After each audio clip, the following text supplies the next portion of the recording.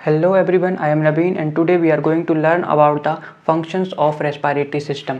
इससे पहले के लेक्चर में हमने रेस्पिरेटरी सिस्टम की डेफिनेशन और उसमें कौन कौन से ऑर्गन्स होते हैं उनके बारे में डिस्कस किया था। अब इस लेक्चर में हम रेस्पिरेटरी सिस्टम के फंक्शंस के बारे में डिस्कस करेंगे। तो रेस्पिरेटरी सिस्टम का अगर हम फंक्शंस की बात करें तो सबसे पहला जो फंक्शन हमारे माइंड में आता है वो होता है गैसियस एक्सचेंज, जो कि सही भी है कि रेस्पिरेटरी सिस्टम का मेन फंक्शन क्या होगा, गैस का एक्सचेंज करना, O2 को डिलीवर करना टिश्यूज़ के लिए और CO2 जो जनरेट हुई है फूड के ऑक्सीडेशन के थ्रू उसको बॉडी से बाहर निकालना। तो पहला फंक्शन जो हमारा होता है रेस्पिरेटरी सिस्टम का वो फंक्शन है हमारा गैसियस एक्सचेंज।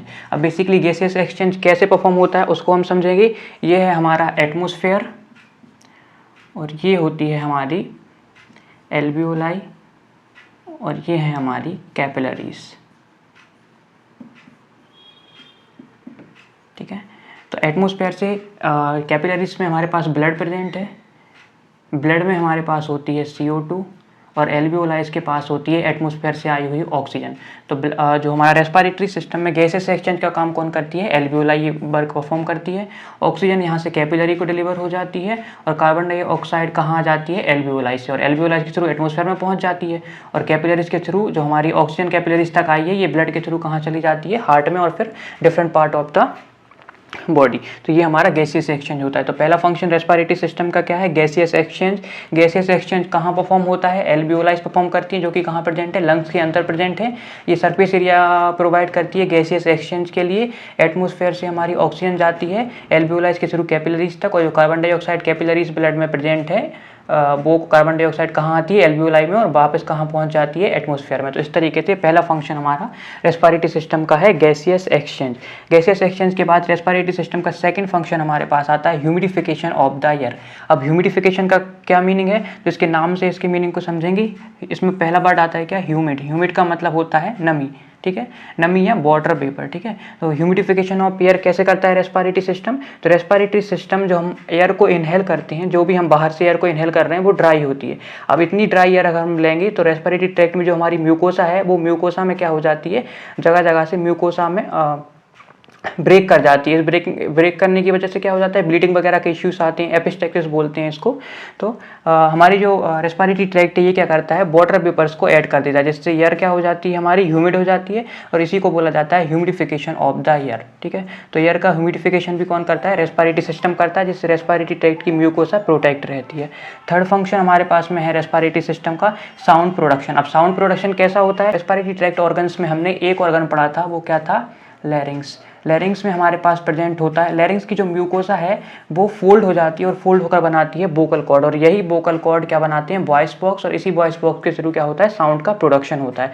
तो रेस्पिरेटरी ट्रैक्ट या रेस्पिरेटरी सिस्टम का थर्ड फंक्शन क्या है, साउंड प्रोडक्शन। पहला फंक्शन था गैसियस एक्सचेंज जो कि एल्वियोलाइज के थ्रू होता है। सेकंड है humidification of the air, air में वाटर वेपर को ऐड करना, और थर्ड फंक्शन है साउंड का प्रोडक्शन करना।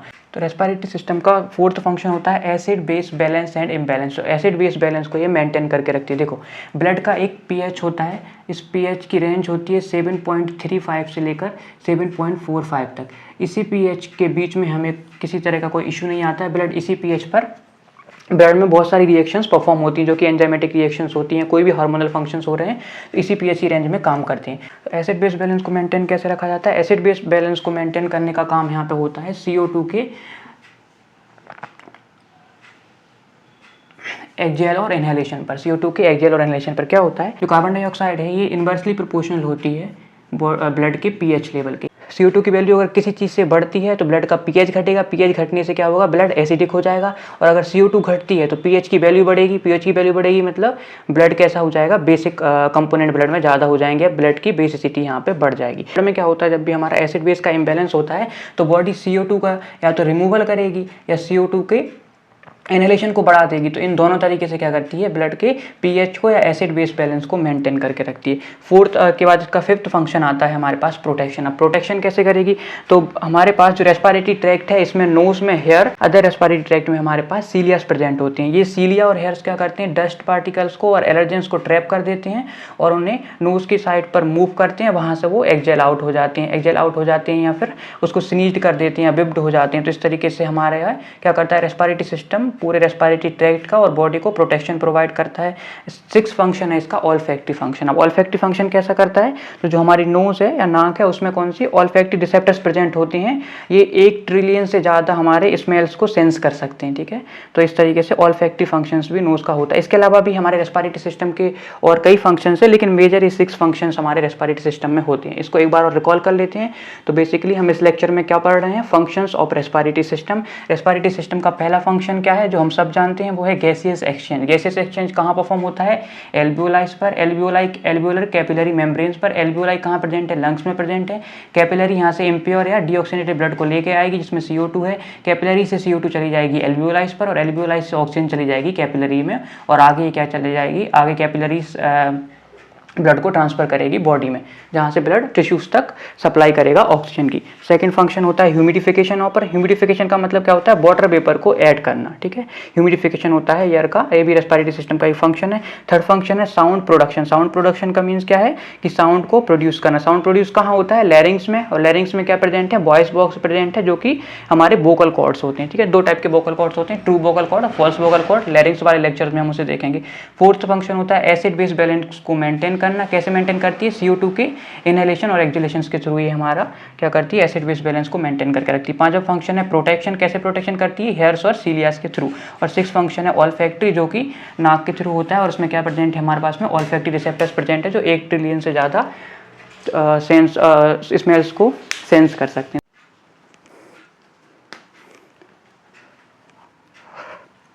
तो देखो 6 मेजर फंक्शंस के बाद में रेस्पिरेटरी सिस्टम के कुछ और फंक्शंस हैं। The 7th function is removal of waste या एक्सक्रीशन में हेल्प करता है। अब एक्सक्रीशन में हेल्प कैसे करता है, तो फर्स्ट चीज़ तो हमारे पास में क्या है, कार्बन डाइऑक्साइड। तो क्या करते हैं हमारे लंग्स, कार्बन डाइऑक्साइड को रिमूव करते हैं।